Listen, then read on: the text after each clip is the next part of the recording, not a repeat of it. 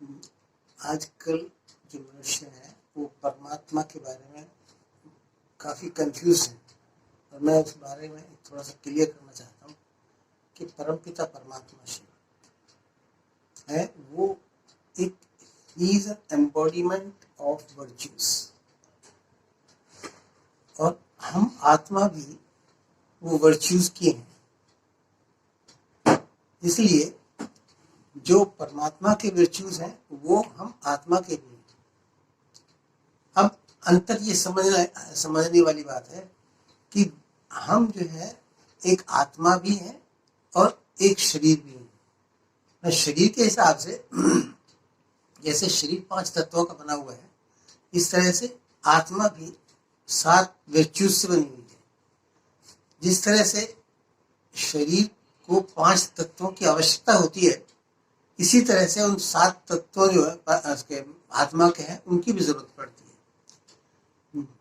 जब तक वो नहीं होते तब तक आत्मा संतुष्ट नहीं होती है और ये संतुष्टता हमारे जीवन के लिए बहुत आवश्यक है।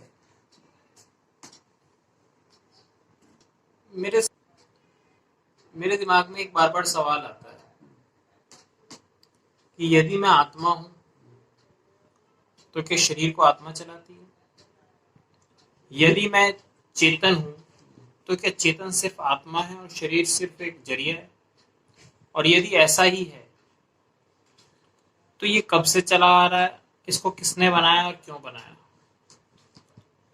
यहाँ मैं एक बात और क्लियर कर देना चाहता हूँ कि इन 3 चीजें इटर्नल होती हैं, आत्मा, परमात्मा और प्रकृति। इन चीजों के बारे में ये क्वेश्चन करना कि किसने किसको बनाया, इसके बारे में हमें सोचना नहीं है, क्यों नहीं तो फिर वो एक सीक्वेंस बन जाती है, उसका कोई एंड नहीं होता। तो हमें पहले ये मान के चलना पड़ेगा 3 चीजें इटर्नल है, आत्मा, परमात्मा और प्रकृति।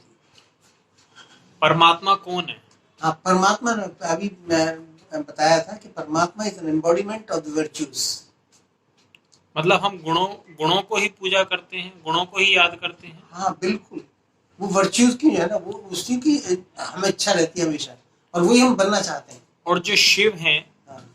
क्या वो शिव केवल गुणों का भंडार है या शिव कोई आत्मा भी है? वो आत्मा ही है, आत्मा के अंदर ही गुण है, आत्मा के अंदर वर्च्यूज होते हैं, शरीर के अंदर वर्च्यूज नहीं है और उसके अपने अलग वर्च्यूज है, लेकिन जो आत्मा के वर्च्यूज हैं वो डिफरेंट है। हमारी आत्मा और परमात्मा, इन दोनों में क्या फर्क है? हाँ, आत्मा और परमात्मा में बहुत अंतर है, क्योंकि परमात्मा, पहली बात तो ये कि परमात्मा अपरिवर्तनशील है जबकि आत्मा परिवर्तनशील है। यानी कि आत्मा जो है सतो से रजो तमो में आती है, जबकि परमात्मा इसमें नहीं आता। दूसरे, वो हमारे दुख हरता है, सुख करता है, इसलिए बोलते हैं उसको कि हमारे दुखों को हरते हैं, और उसका समय केवल यही है जब वो आकर के हमारे दुखों को हरते हैं ज्ञान से। क्योंकि जो भी चीज परिवर्तन आता है वो ज्ञान से आता है। इस समय वो ऐसा ज्ञान देते हैं जिससे हमारे जीवन जो है सुखमय बन जाता है। हमारे शरीर और आत्मा का और हमारे शरीर और परमात्मा का, इनका आपस में क्या रिश्ता है? हमारे शरीर और परमात्मा हमारा पिता है, आत्मा का। शरीर का पिता सभी को पता है, जो अपने लौकिक पिता होते हैं वो उनका पिता है, लेकिन आत्मा का पिता परमात्मा है। सभी लोग ये कहते हैं कि ये भगवान है, ये परमात्मा है, ये जगत गुरु हैं, ये सतगुरु हैं। हम कैसे पहचाने कि कौन असली में परमात्मा है? हाँ, ये बहुत एक इम्पोर्टेंट क्वेश्चन आपने पूछा है कि वास्तव में परमात्मा निराकार है। पहली बात तो हमें ये माननी पड़ेगी कि वो परमात्मा निराकार है, जैसे आत्मा भी निराकार है। निराकार इन द सेंस एक है बहुत छोटी, लेकिन उसके सापेक्ष में जो है उसको निराकार कहा जाता है। इसीलिए परमात्मा भी सापेक्ष में निराकार है, और निराकार जैसे एक बिंदु होता है वो भी निराकारी है, तभी हम उसका ना कोई लंबाई और चौड़ाई बता सकते हैं उसे। आज के लिए सिर्फ इतने ही सवाल, और कुछ दिनों बाद 5 सवाल फिर पूछेंगे, ये जानने के लिए कि आत्मा परमात्मा क्या रहस्य है। ठीक है, ओके। ओम शांति।